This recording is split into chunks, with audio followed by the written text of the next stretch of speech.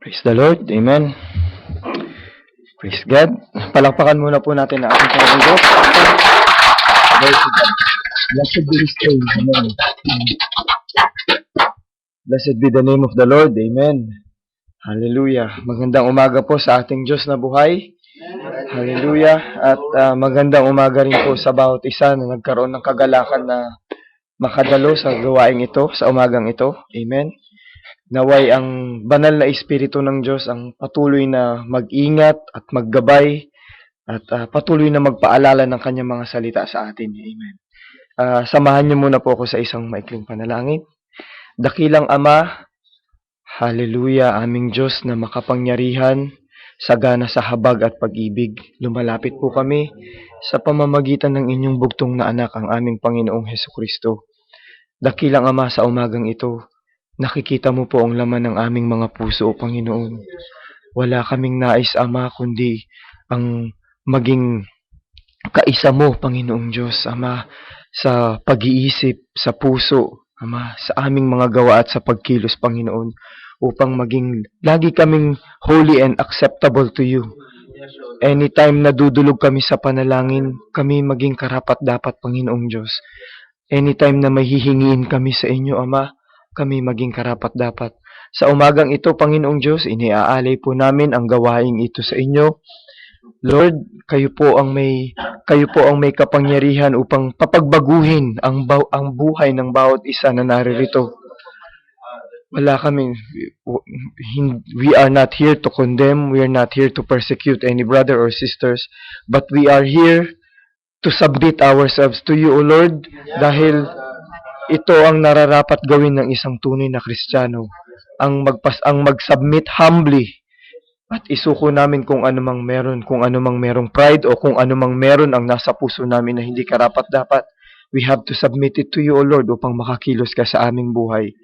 Sa umagang ito, Ama, hinihingi ko ang inyong paggabay at ang inyong pagpatnubay at hinihiling ko, Amang Banal, sa oras na ito, na kahit sa ilang sandali man lang ay panghawakan mo po ang aking lalamunan upang maipahayag ko kung anong mga dakilang kalooban mo sa umagang ito.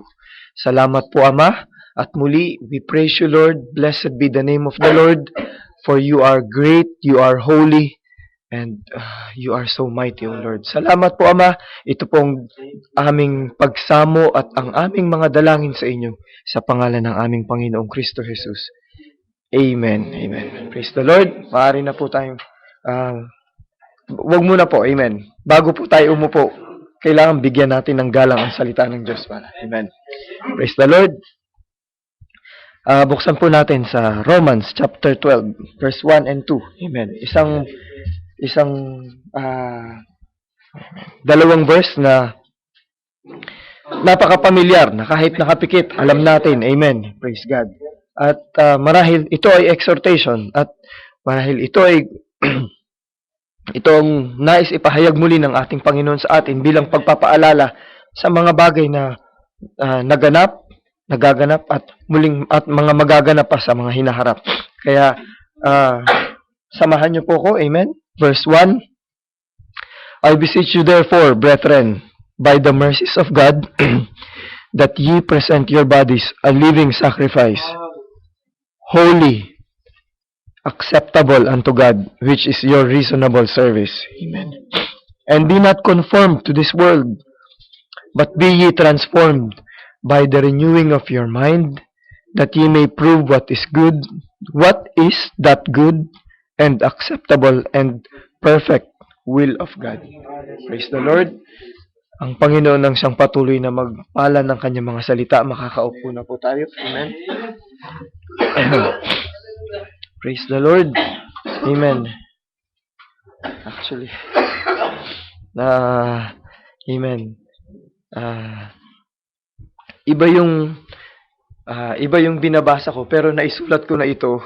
Praise the Lord. Doon sa notebook ko. Amen. At marahil ay ito ang dahil lahat naman tayo humihingi ng paggabay sa tuwing tayo nagpe-prepare ng mga ihahanda natin para sa gawain. Amen.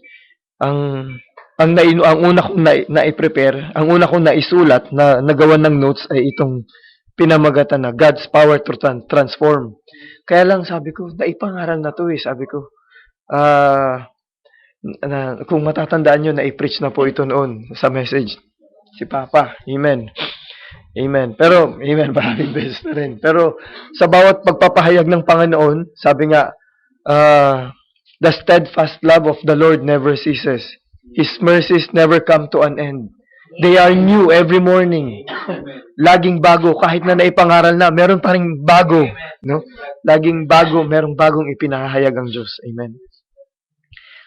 At maraming salamat sa Diyos. Amen.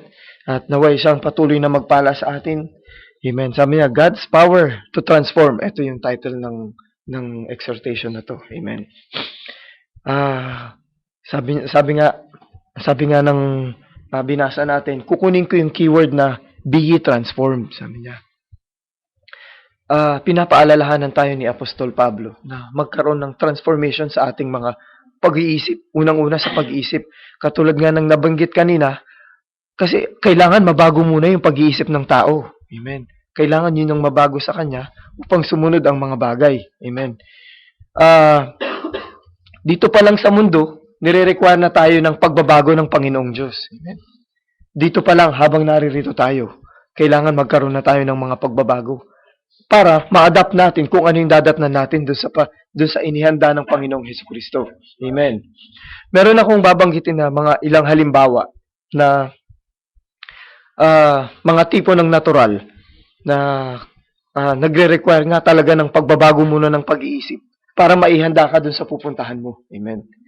Pero kung meron nang nakarinig sa inyo nung reality TV show na Daswan ang pamagat. Yung Daswan, mga grupo ng mga plastic surgeons, tapos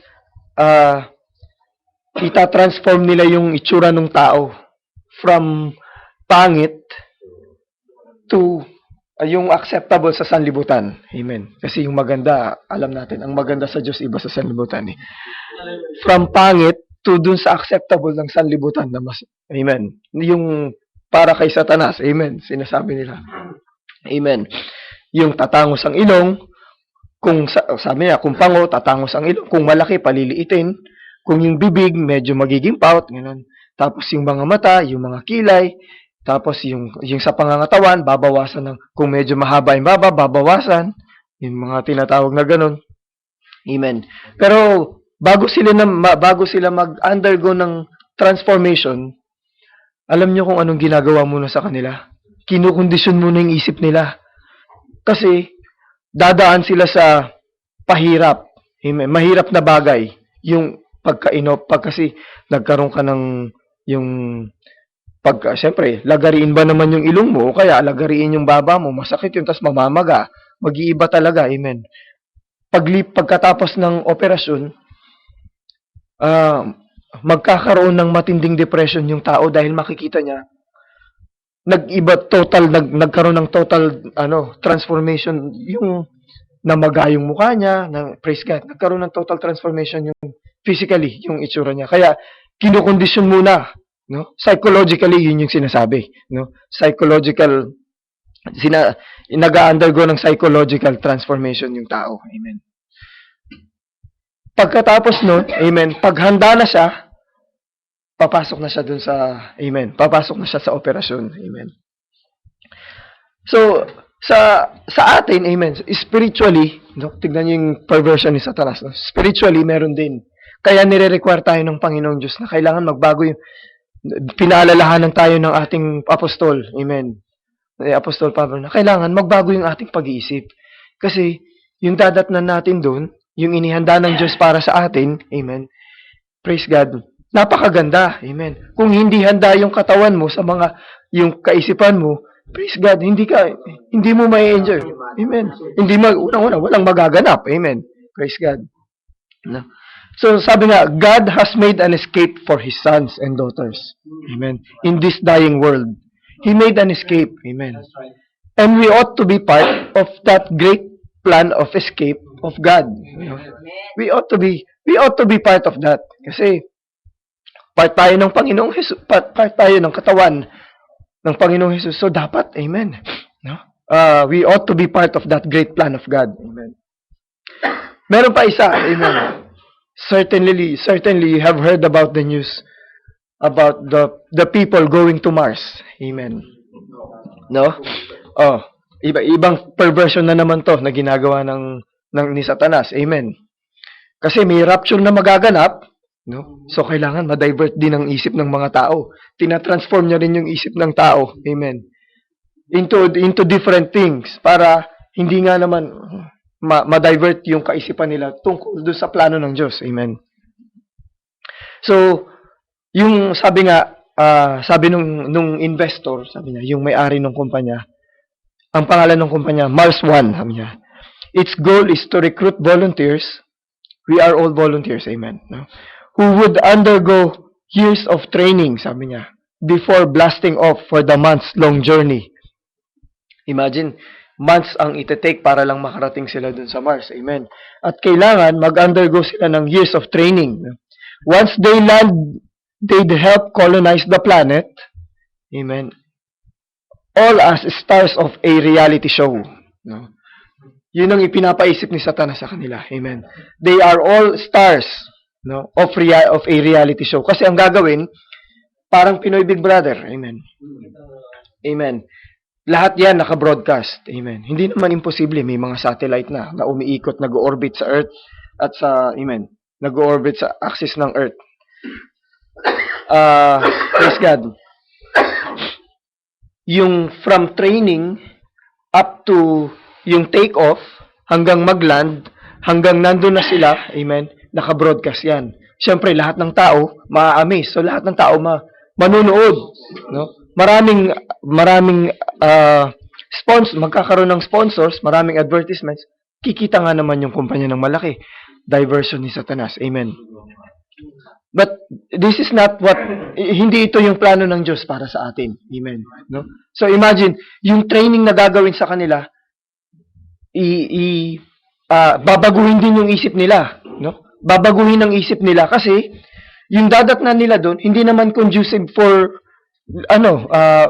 habitation, no? Hindi naman conducive sa habitation. Sabi nga ng NASA, living on Mars would be dangerous, sabi niya, especially because of the risk of radiation exposure on a planet without protective atmosphere to shield it. So ang Mars, wala siyang protective shield para sa radiation. Unlike tayo, meron tayong ozone layer na nagpo-protect para hindi tayo magkaroon, hindi tumagos yung radiation sa atin, amen, sa Earth, no? Pero doon ang Earth wala siyang ozone layer. Ay sa Mars, amen. Sa Mars walang ozone layer, so direct, no, ang radiation, amen. So pati yung yung form of living nila, babaguhin din, amen. Yung siyempre magkakaroon niya ng magmamask sila o siguro gagawa sila ng mga lotion, pamprotekta sa, mas malakas pamprotekta sa, bahala sila dun, amen. Basta ang importante sa atin, amen, ang sinabi ng Panginoong Diyos sa atin, be ye transformed, no? So God has the power to transform, no? God has the power to transform, amen. Praise God. May nabanggit na isang halimbawa yung propeta. Amen. Tungkol sa, amen. Praise God. Tungkol dun sa isang halaman, ito yung tungkol dun sa isang halaman, sabi niya. Sabi niya, yung cornfield. Merong bumagsak na isang limb ng puno dun sa cornfield. Amen. Nabagsakan yung mga corn. So, dahil nakaharang yung bumagsak na puno, yung corn ngayon nagpupumiglas na lumaki. Amen. Nagpupumiglas na lumaki. One time daw kasi nagpapatrol siya. Habang nagpapatrol siya, nakita niya itong puno na to, na bumagsak dun sa halamanan ng mga corn. So nakita niya yung mga ilang halaman ng mais nagpupumiglas na lumaki. Pero dahil may nakaharang, amen, hindi sila katulad ng ibang mga corn na matitikas ang paglaki, diretso. itong mga corn na to, sabi niya, na nadaganan, na-deform sila. Amen. No? Tayo bilang mga Kristiyano, kapag merong bagay na humahadlang, nagkakaroon ng deformity yung ating paglago. Amen. Yung ating paglaki. Amen. Praise God. And we know, alam natin kung sino yung gumagawa nun. Alam natin kung sino yung gumagawa. God has the power to transform and Satan has the power to deform, sabi ng prophet. Amen. Yun ang purpose niya. Yung meron ng existing, kasi wala naman siyang power to create eh. So God has the power to transform. Yung power in the seed, He will transform it and then it will grow. Pero habang lumalaki ito, amen, once Satan, nagkaroon ng access si Satan, Satan will pervert and Satan has the ability to deform. Amen. Kaya nung makita niya yung mais habang lumalaki, nakita niyo, amen, may mga nakaganon. Although lumalaki siya pero baluktot. Amen. Ganon. Praise God. Meron pa isa, sabi niya, yung mga wild creeper, sabi niya. Yung mga wild creeper, yun yung mga umaakyat, yung mga gumagapang, mga baging, amen. Itong mga baging na to, sabi niya, doon daw kasi sa kanila, meron silang pangkayas. Habang hindi pa lumalaki, kinakayas na nila to para hindi maka-apekto sa paglaki ng mga halaman, sabi niya. Pero pag pinabayaan mo ito, kakapit ito sa puno hanggang sa ibababa nila ito. Binababa. Habang lumalaki, binababa nila itong mga halaman na to hanggang sa makikita mo na lang, deformed na yung paglaki ng puno. Amen. Praise God. So, may mga kaisipan na, may mga halimbawa na binibigay ang ating propeta na tunay nga na kapag ating pagmumuni-munihan, amen, napakamalalaking bagay ito para sa atin bilang mga Kristiyano. Amen. Kailangan napakahalaga yung pagkakaroon ng transformation ng kaisipan. Meron ding nabanggit na isang halimbawa, amen, na tulad, amen. Merong isang ka-office mate yung isang kapatid natin, amen, na nung una daw, bago siya nakalipat dun sa trabaho na yun, sumasahod lang siya ng nasa 1,500, ganun. Tapos biglang lumaki kasi nailipat siya dun sa trabaho na yun. Ngayon ang ginawa niya dahil nabigla siya, credit card inubos, ang laki ng naging utang sa credit card, sabi niya. Tapos nag-loan pa siya para ipambayad dun sa credit card. No? Tapos sinasabihan na yung taong yun, lulubog ka, baka lumubog ka na sa utang. Kasi biro mo, magtatayo lang daw ng business yung asawa niya ng karinderya, nasa limang mga table, pinadala niya 600,000. Ano yun? Supermarket? So, praise God, no? Means, kailangan magkaroon muna ng transformation yung kaisipan natin bago tayo amen. Kasi pag hindi na transform yung isip mo, magiging ganun ang kahihinatnan mo. Lahat ng bagay mapupunta sa wala. Amen. Lahat ng bagay mapupunta sa wala. Kaya, hinihiling ni Apostol Pablo na, o pinapaalalahanan tayo ni Apostol Pablo, be transformed. Kasi pag nagkaroon ng transformation yung kaisipan natin, amen, yung nagkaroon tayo ng wisdom galing sa Diyos, hindi yung man-made wisdom, sabi nga, kasi man-made wisdom is still from the devil, no? Nagkaroon tayo ng wisdom na galing sa Diyos, amen. Lahat tutuwid na kahit nga yung sahod mo sabi nga kahit may narinig ako na isang kapatid, ang sahod niya ganito pero yung tahanan niya sa Pilipinas, no? Napakaganda, paano? Bakit, no? Kasi binigyan siya ng kaisipan ng Panginoon na praise God, na ma-budget niya ang bawat kinikita niya, amen. Mapunta sa sa kaayusan ang lahat ng kinikita niya, amen. Ano 'yun? Amen. Nagkakaroon transformation of mind, amen. Transformation of mind. At kung yung mind natin ay nagkaroon ng transformation at yung transformation na 'yun ay nakatuon lang dun sa pangako ng Diyos, dun sa Panginoong Jesus, amen. Wala na tayong, amen. Praise God. Hihintayin na lang natin yung pag-agaw, amen. No? Praise God. Hinihintay na lang. How do we prepare for that? No, nung nakaraang ilang linggo, amen. Nung nakaraang isang linggo na bumalik nga na may pinaalala nga ang Panginoon. How do you prepare for that great caught up? No? Paano ka nagpe-prepare? How is the sound certain o uncertain? Sabi ko, Panginoong Diyos, pag ibayuhin mo pa, sabi ko kasi, alam ko sa aking sarili, hindi pa lubos ang lahat, sabi ko. Praise God, sabi ko, tulungan mo po ako. No? How do we prepare? Amen. Praise God. How do we prepare for that great caught up? Praise the Lord. Sabi niya, you let down the bars, sabi ng prophet, you let down the bars, that's just simple. Ibaba mo lang, it's so simple. That's the only thing. And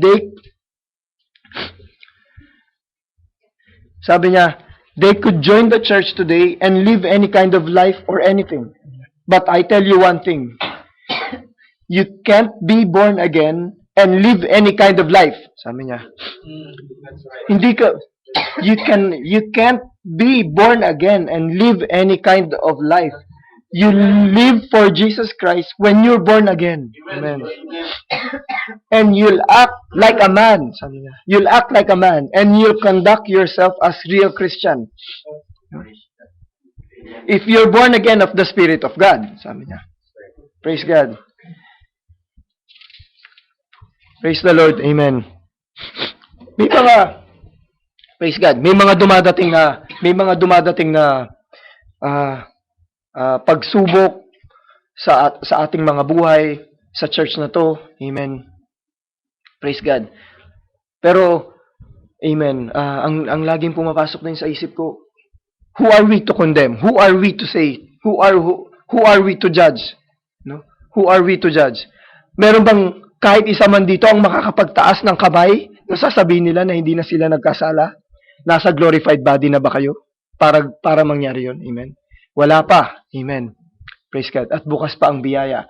Subalit, amen. Kung matatandaan nyo, meron din akong nabanggit noon sa nakaraang exhortation ko. Amen. The law of harvest always prevail. Amen. Kapag nagtanim ka ngayon, hindi mo naman aanihin ngayon. Amen. Merong itinakdang araw para sa mga bagay na yon. Amen.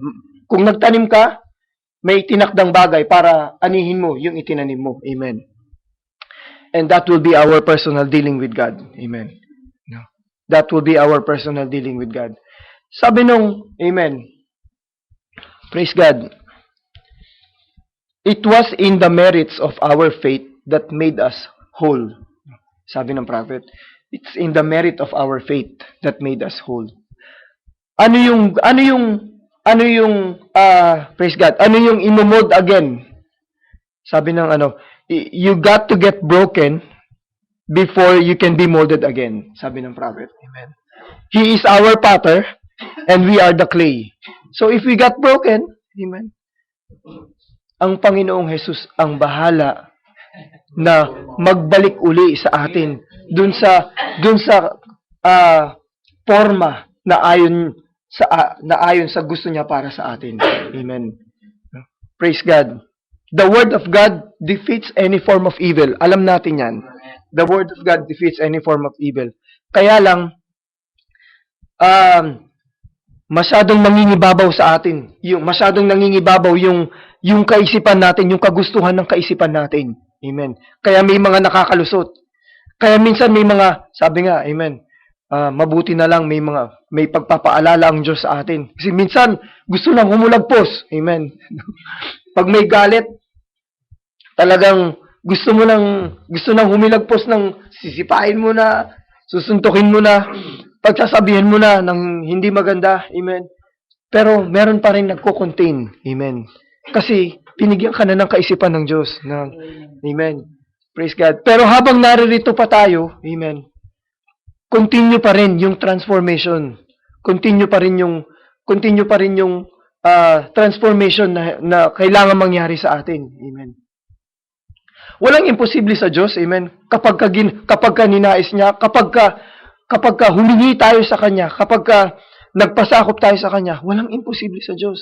Meron nga ang ikinuwento, alam nyo, habang binabasa ko to, tulo ng tulo yung luha ko, amen. Sabi ko, habang binabasa ko to, sabi niya, nung minsan daw, nag-travel siya papunta ng Texas. dun sa habang nagkaroon ng storm.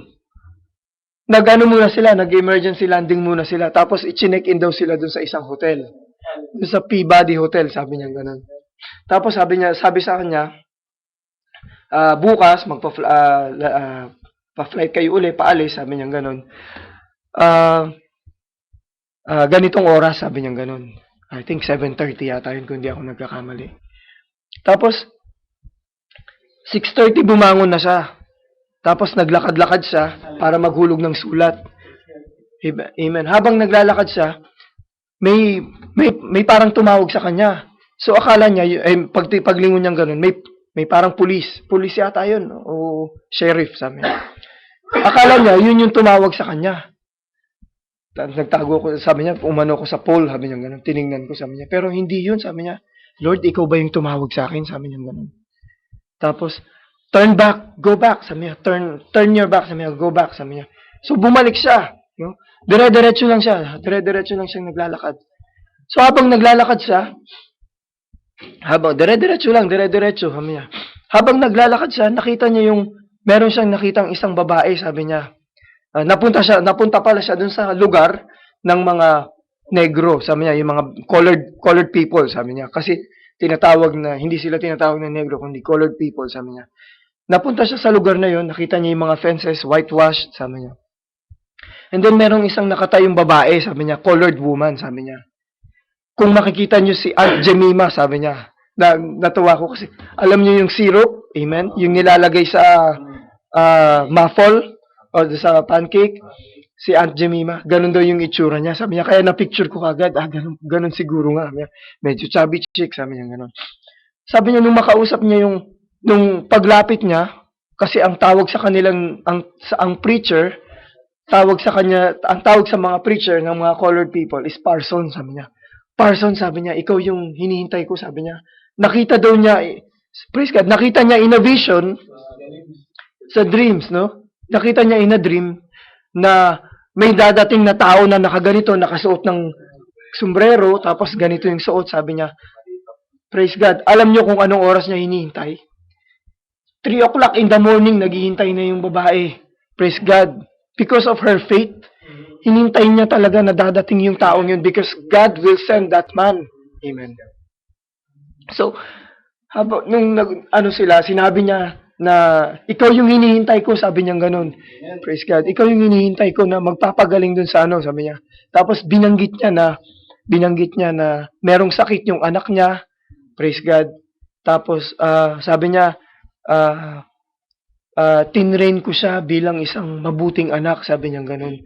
Kaya lang when he reached 18, sabi niya, napasama siya nagkaroon ng ibang direksyon. No? Nagkaroon siya ng ibang direksyon. Pinatunguhan niya yung ibang direksyon. Ngayon, sabi ng doktor, mamamatay na siya. Sabi niya ganun. Nagkaroon siya ng syphilis, sabi niya. At yung syphilis umakyat hanggang sa puso niya, kinain na yung puso niya. At sabi ng doktor, sabi ng man doctor, mamamatay na siya, sabi niya. Tapos, pumasok si brother, pumunta sila sa bahay, pinapasok niya si Brother Branham. Pagpasok, sabi ni Brother Branham, nakapunta na ako sa mga palasyo, nakapunta ako sa mga malalaking bahay, sabi niya gano'n, mga maliliit na bahay. Lumaki ako dun sa bahay na ang sahig namin ay lupa lang, sabi niya. O sahig, lupa lang, kung di ako nagkakamali, amen, sabi niya. Pero pagpasok mo dun sa bahay na yon, sabi niya, mararamdaman mo, sabi niya, yung presensya ng Diyos, sabi niya. Yung presensya ng Diyos, mararamdaman mo yung aura, yung praise God, nandoon, inviting, praise God. Tapos, nung makita niya yung lalaki, malaki, sabi niya, malaking tao, sabi niya ganun. Nung hawakan niya, sabi niya, nanlalagkit na, sabi niya. Pero, makikita mong mamamatay na, sabi niya. Pero, ang ginawa niya, sabi niya, sister, sabi niya, kung hindi ako nagkakamali, ipinadala ko ng Panginoong Diyos dito kasi alam niya, may pagagalingin. Amen. Praise God. So, manguna ka muna, mag-pray ka. Amen. Pagkatapos, magpe-pray ako, sabi niya. So, nag-pray yung nanay. Sabi niya, kahit gaano nagkasala yung anak niya sa kanya. Amen. Yung pagmamahal nung nanay dun sa anak, praise God, damang-dama mo, amen, yung pag-ibig at pagmamahal niya, walang sukat, amen. Sabi niya, naalala niya, paano pa kaya yung pagmamahal ng Diyos sa atin? Sabi niya, kung yung ina nga na ganun, sabi niya, kahit ganun ang naging pag-uugali ng anak niya, minahal niya pa rin, amen. Tinatawag niya pang my baby, sabi niya. Lord, heal my baby, sabi niya. Tinatawag niya pa rin na baby, sabi niya. How much more is our God, our Heavenly Father? Amen. Tapos, pagkatapos mag-pray nung nanay, nag-pray na si Brother Branham. Amen. And then, pagkatapos niyang mag-pray, bumalik na siya. Alam niyo ba na, na-delay yung flight kasi, na-delay. So, pagbalik, sabi niya, bahala na kung hindi makaabot. 7:30, 6:30, 7:30, 8:30, sabi niya, yata ganun doon sa nag-count pa siya ng oras. Pagdating doon, siya na lang hinihintay. Amen. Page ng page yung siya na lang hinihintay. Amen. So, hindi natin alam kung ano yung, sabi niya, kasi, pag ang Diyos talaga kumilos, amen. Praise God. He will work in the impossible. Amen. So, pagbalik niya, amen, habang 6 or 8 months, or almost a year, sabi niya, nasa train siya. Bumili lang siya ng burger. Amen. Bumili siya ng burger. Tapos, kasi daw mahal ang burger sa train, sabi niya, kaya hindi siya bumibili doon, bumibili siya doon sa train station. Paglabas niya, may tumawag sa kanya, Parson Branham, sabi sa kanya. Tapos sabi niya ganun, sabi nung lalaki, certainly you don't know me, sabi niya ganun. You don't remember me, sabi niya ganun. Hindi kita nakikilala, hindi kita naaalala, sabi niya ganun. Naaalala mo yung pinag-pray mo, sabi niya, dun sa ganito, yung nandun yung nanay, yung mama ko, sabi niya ganun, yung mami ko nandun, sabi niya ganun. Tapos, I am healed already, sabi niya ganun. Tapos, I'm not just healed, sabi niya, I'm a Christian. Sabi niya, praise God. So, pag may tatawagin ng Diyos, walang imposible. Praise God. So, kahit nagkasala tayo sa harap ng Diyos, amen. He can still transform us. Amen. He can still transform our life into something acceptable to God. Amen. Pasensya na po kayo. Amen. Sabi ko nga, kung magkasalaman tayo, alam ko handa ang Diyos na magpatawad sa atin kung meron tayong sincere na puso na magpasakop sa Kanya. Amen. Sino bang guguluhin na Satanas? Di yung mga ligtas. Amen. Praise God. Kaya, nagaganap lang sa atin kung may nagaganap man na ganito. Amen.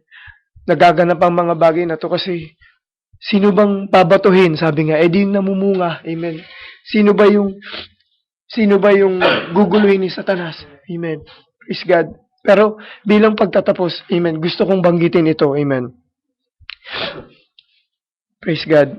Sabi ng Panginoon, sabi sa Acts chapter 13 verse 22.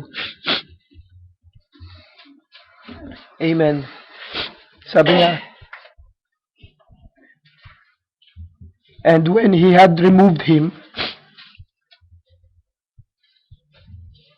verse 22, amen. And when Acts chapter 13 verse 22. He raised up unto them David to be their king, to whom also he gave testimony and said, I have found David, the son of Jesse, a man after mine own heart, amen, which shall fulfill all my will, amen. Praise God. Kung lilimi-limiin natin yung katagang a man after my own heart, si David, amen. Nabanggit ko to sa nakaraang exhortation, amen. David is a man after God's own heart. Amen. Praise God. And let's fervently ask the Lord na magkaroon tayo ng amen. Na ito ang maging puso natin, na puso na kawangis ng ating ng Diyos. Amen. A heart after God's heart. Amen. Amen. Praise God. Maraming salamat sa Diyos. Samahan niyo po ako sa panalangin na ito. Tumayo po tayong lahat. Amen.